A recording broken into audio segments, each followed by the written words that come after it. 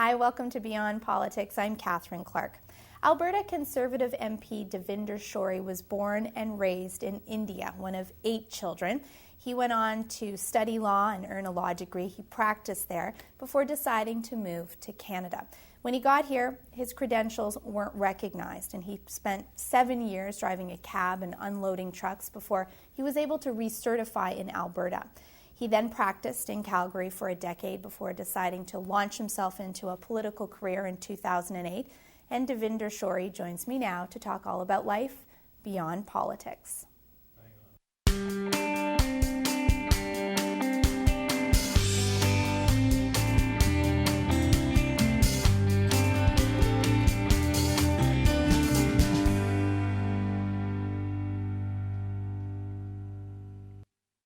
Devinder Shory, welcome to Beyond Politics. It's really great to have you here. Well, thank you, Catherine. Thank you for having me on your show.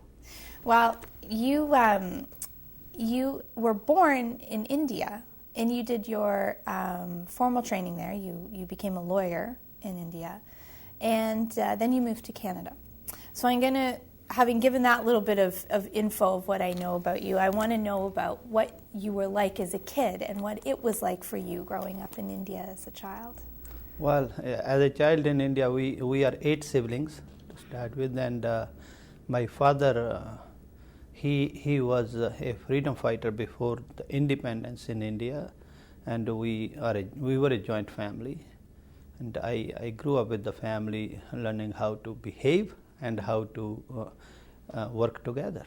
So, what do you mean in terms of how to behave and how to work together? Well, how to behave with the siblings, and it was not isolated living. It was a joint family, and we needed to work with each other. Right. Of course, in siblings, you fight and you love each other, and you get together. Okay. As a family unit. And then during education, as you mentioned, I did my law degree in India, and after that I started my practice before coming to Canada. Okay. So tell me about how your dad's role as a freedom fighter would have impacted on you and your family. Well, of course, my father, before 1947, before the partition or independence of India, he participated in the movement. And that basically gave us, even though I was born in 1958, that gave us an opportunity to listen to the stories and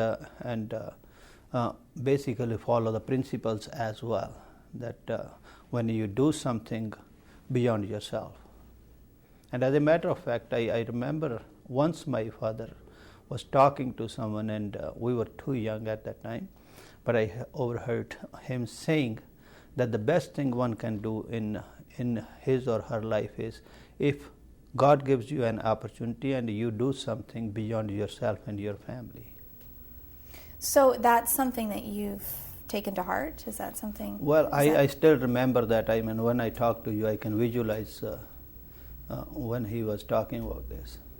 And is that something that you take into your own life now? Is that how you approach? Well, it seems like this. Yeah. This is what happened when I came to Canada in 1989, and of course we got married here in Canada. Neetu, right. My wife Neetu, was in Montreal already, and ultimately, even though it took some time for me to get back to my own profession of law, ultimately I was called to the bar in 1998, but it got stuck in me, this recognition of foreign qualification. So that was one issue which was always in my mind. Because you lived it. Well, I lived through it, but at the same time, what I believe in is that this recognition of foreign qualification, it definitely gives the satisfaction to the new Canadian or any Canadian who has foreign education. Right. At the same time, it helps integration also, because if someone is satisfied from what he or she is doing, then I guess it helps in integration. I want to take a step back to before you left India. I want to talk about your family and being one of 8 children. Was there an expectation that you would go on to higher learning? Was there an expectation that you would leave your hometown or that you would go somewhere else and get a degree in a specific field, or was there not? No, absolutely. I don't know if you are familiar with the way it's basically parents help for higher education, and my father was a strong believer in education. As such, 5 of us went out and stayed in hostel, etc., and had postgraduate degrees out of 8, I would say. And I'm the 7th one from the top, so this is how our family structure was. And as I said, most of our family members are highly educated or postgraduate. Right. At least. So there was an expectation that you were going to absolutely make something of yourself, give back to your community, that type of... I believe my parents figured this out, that education is the best thing they can give to their children, and education is also the best thing anyone can have in his or her life. So you'd started your practice, and that's an accomplishment in and of itself. But then you decide to leave your practice to move to Canada. Why did you make that decision? Well, I guess, and I was right. My decision was made on opportunities, basically, where I can have better life and where I can start my life and raise my children in better environment. It doesn't mean that India does not have a good environment, but at the same time, Canada definitely has better system to live and to raise your family. Yeah. What did your family feel when you told them that you were going to move here? Well, I guess, as I said, we are educated. You didn't tell them, did you? Why? Oh, I did. Oh, okay. Of course, the family knew it, and it's family is educated, and anyone who has some education can figure out the systems across the world. Right. And as such, even though they were not very keen, because we are closely knitted family, but at the same time it was my decision, and the family was with me. So what was it like for you to go from this close-knit, large family to a completely new country? Did you know anyone here? No, we, as a matter of fact, in our family, I was the first one to come out of India actually, and settle down. But hey, I like challenges, so it's always good to pick something which you think is good and work on it. Right. Were you nervous? Were you lonely? Well, I definitely felt lonely sometimes, but at the same time, I picked a fight for better life, and I believe I did good. How did people treat you when you first arrived here? Catherine, I don't think I see much difference, but, because I was focused on some things. I was focused, first of all, to get back to my profession. That was very important for me. And before that, I did whatever I would say any new Canadian would do, whether it was any kind of work, basically. And during that work, I saw that people are encouraging. I mean, they are welcoming if you focus on hard work and focus on working constantly. So you have a law degree. You know you have this really excellent higher training, and that you've in fact practiced. And you end up in a country which really doesn't recognize any of your qualifications, and you're forced to do all sorts of different jobs in order to sustain yourself. So how did you keep yourself from feeling angry? Well, that I got to admit that was frustrating. When I came, I thought I'm a lawyer in the Commonwealth system here from India, and I will be in short period at least I will be able to practice my law. And believe me, it took me almost 7 years. For initial 5-6 years, I continuously every year I tried to get into some university, but hey, no university will admit me as a student. And finally in Alberta I got an opportunity, and I moved to Alberta from BC, got through the challenge some exams, and I got my degree. And that is one of the reasons, Catherine, that this foreign credential recognition, because I figured out that if I didn't have to drive a cab, or I didn't have to manage a store, or I didn't have to do other stuff, even unloading trucks, etc. in Montreal, the key is that frustrates you. Of course. And that frustration, even though ultimately I got back to my profession of law, But when I see the foreign qualified people, whether they are engineers, doctors, or anyone else, and as a matter of fact, there are some people who say that, talking about the doctors, that on one hand we have shortage of doctors, on the other hand, I mean, doctors are driving cabs, etc., right. etc., and the people say that the best place to have a heart attack might be in a cab. In a cab.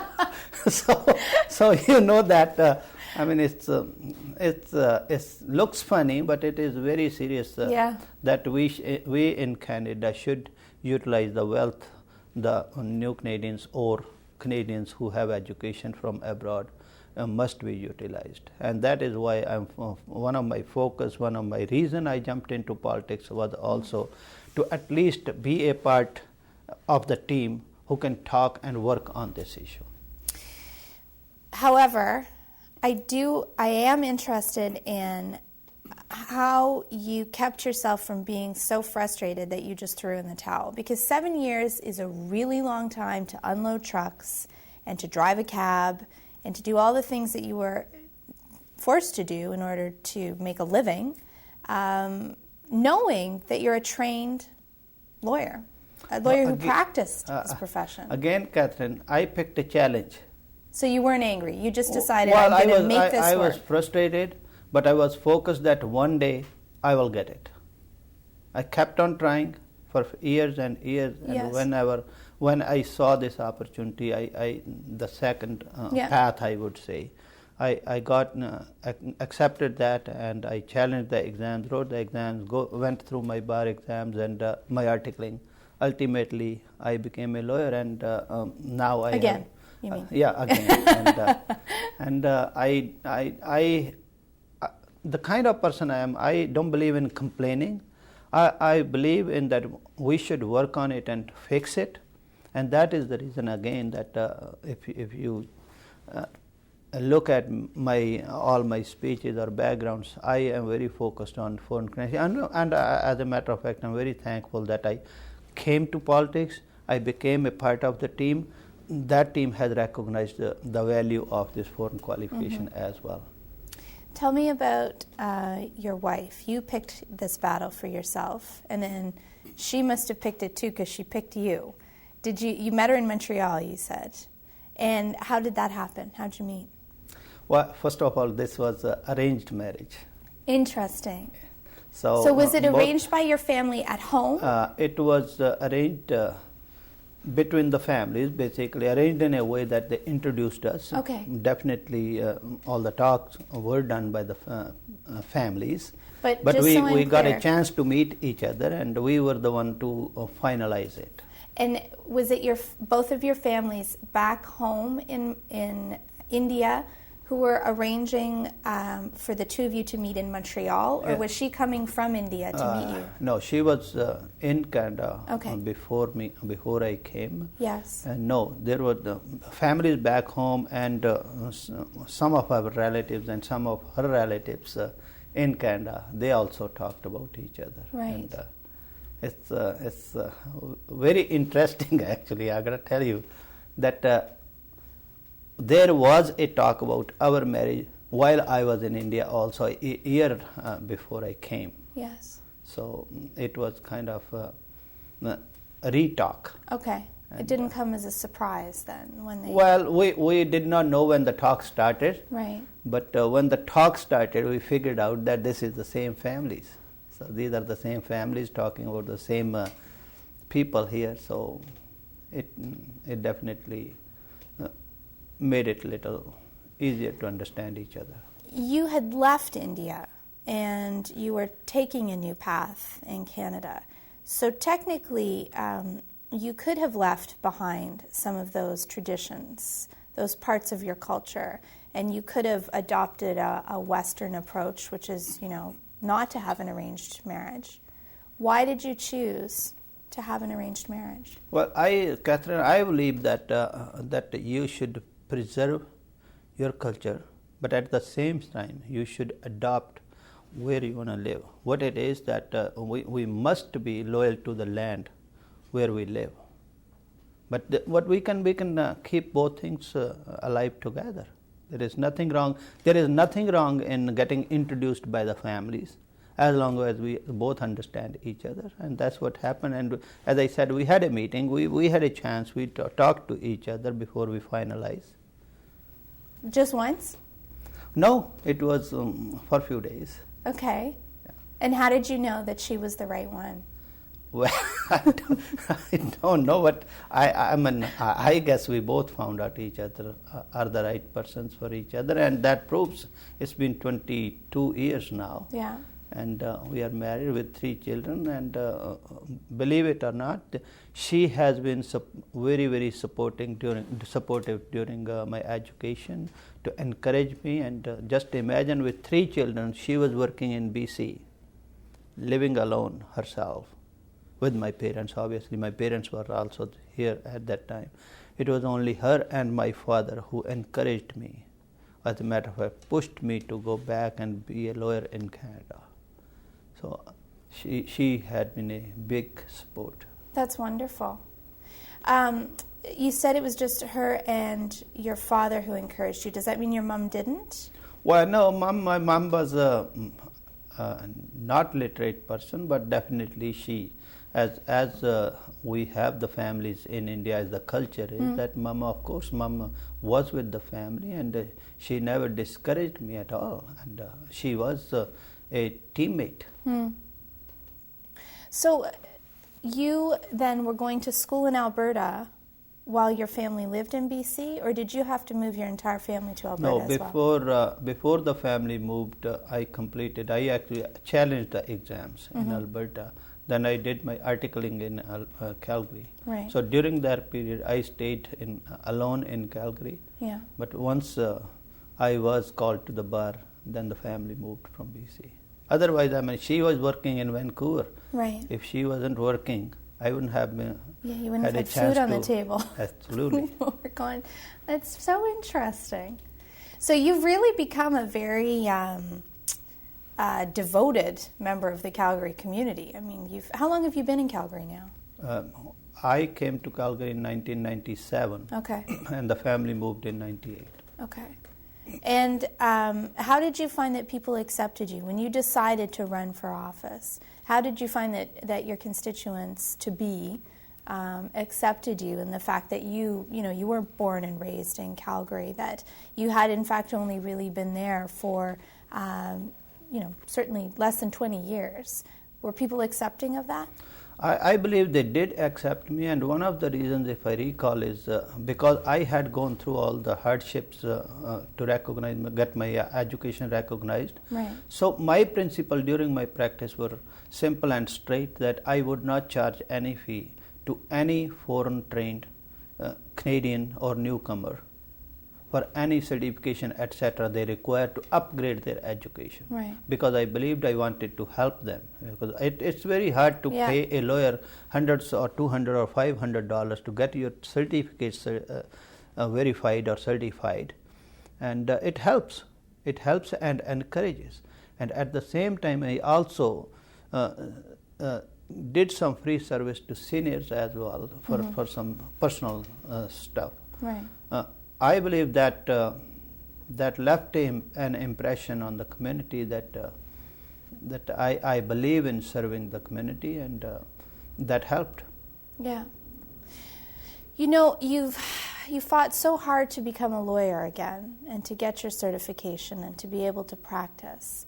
Why would you then decide to put that aside in order to run for office? Well, Catherine, in 10 short years, I would say, 10 years of my practice, I was blessed enough. I had so much support from the community, business-wise as well, that what I figured out before I saw this opportunity when my predecessor retired, that I had enough to look after myself and our children's education.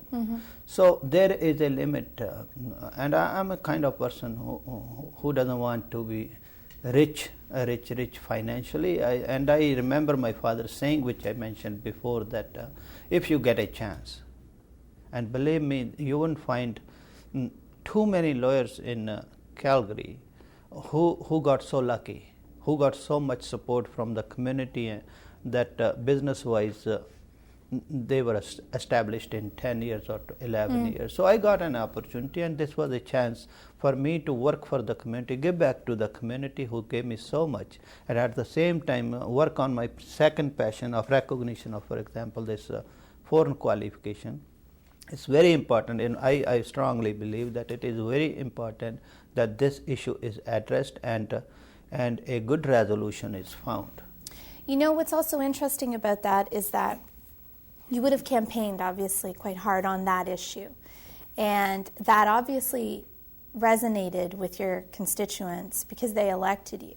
And I think that also speaks to the city in which, you serve, because as Canadians, we have ideas about various parts of our country, and we think they are a certain way, and they may not be that way at all or anymore. And I think Calgary's an example of that. It's a city that has really a broad global appeal now.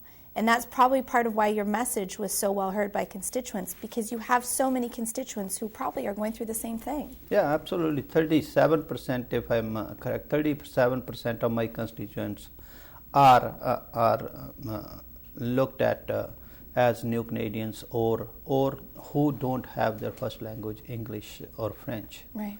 So that's an astonishing statistic. It is, but at the same time, for this issue, my focus is broadened. My focus is on whole Canada, because if you go to Toronto, if you go to Vancouver, or go anywhere, basically, the key is that it helps a lot to a new Canadian and also to Canada. Canada is a great nation. If we utilize this wealth of education, it is win-win situation for everyone. Yeah. So what's it been like here in Ottawa? What have you found political life? Well, I'm so busy that I don't know if I get some time to think about other things. So we have two committees. We have to work international trade and human resources. And again, I love both committees because international trade gives me an opportunity to bring all the good news for Canadians by bringing the business or giving an opportunity to Canadians to go outside Canada. And this human resources is a huge portfolio. And we just finished our study on recognition of foreign qualification, and now we will be getting into some other studies which are very interesting because they touch the human life, and I like those parts. What about the other aspects of Ottawa? Do you find that people are, is there a partisanship that you've encountered, or do you find that your colleagues are all from all parties generally supportive? I mean, there's that other side to Ottawa that we hear about that goes beyond the political. How do you find that aspect of Ottawa life? Well, when it comes to politics, we are all politicians, so definitely we are all partisan as well. But beyond that, I see people are very, very supportive and like to have friendship separate from their partisan politics. Does your wife come down? Do your kids come down? Well, she does come sometimes, but we have a young daughter at home who is in grade 10, so somebody has to look after her, and my wife primarily like to stay with her, and that's what we chose. And how has your family reacted to you now being gone in Ottawa for work so much of the time? Well, it definitely hard for her because now she is there with our daughter. Our two sons are already in university. One is in London, Ontario, and the second one is in Kingston here. Oh, good. So that's pretty close. Yeah, well, they are close. But at the same time back home, she has to look after everything virtually. I go back on the weekend, try to help as much as I can, but definitely she is the one who is still handling all the load. Yeah. Do you have any hobbies? Are there things that you do outside of work? Well, I try to read sometimes, and I love to exercise and go for a walk specifically, but I don't get much chance. No, you don't, eh? No. It's always events? It's well, I don't know if I go to every event now, but at the same time, as I said, committee work is huge. They are huge committees, and it keeps us busy. And on top of that, the traveling, which is Calgary, Ottawa. Even I travel every week. So, and with time difference, it's hard to catch up on your sleep even. Yeah. Do you get much sleep? Well, not really. I don't get enough sleep. That is true. When I go back to Calgary, with the hope that I'll sleep for one day, but my writing being so diversified, there are so many events, and I do not want to miss any event in my writing, especially. So, what do you do on the plane? Because you've got a 4-hour flight twice a week. So. Well, I try to read some newspaper or try to sleep. Okay. But it's not the same sleep you can have in a bed. You have you've had a very interesting life, which has taken you to a lot of different places, taken you through a lot of different jobs. Are you enjoying being an MP? Is this what you think you'd like to do for the next little bit? As far this job is concerned, I love this because this gave me an opportunity to be the voice. When I had questions in my mind, for example, this foreign credential or some other issues, I didn't know where to go. Now, at least being a part of the team, I can discuss those issues, and I can get the answers. And I can actually give the answers to my constituents also, because there are thousands of Canadians who look for some answers. And this gives me an opportunity definitely to raise the voice, what I believe in, what my constituents believe in. If there are any issues, I can talk to my colleagues, I can talk to even the members from the opposition and discuss and bring some resolution, or at least can argue on those issues. If you could do one other job, what would it be? Well, the second job, I would like to go back to my profession of law. Really? Back to law? Well, you don't want to be something like a basketball player?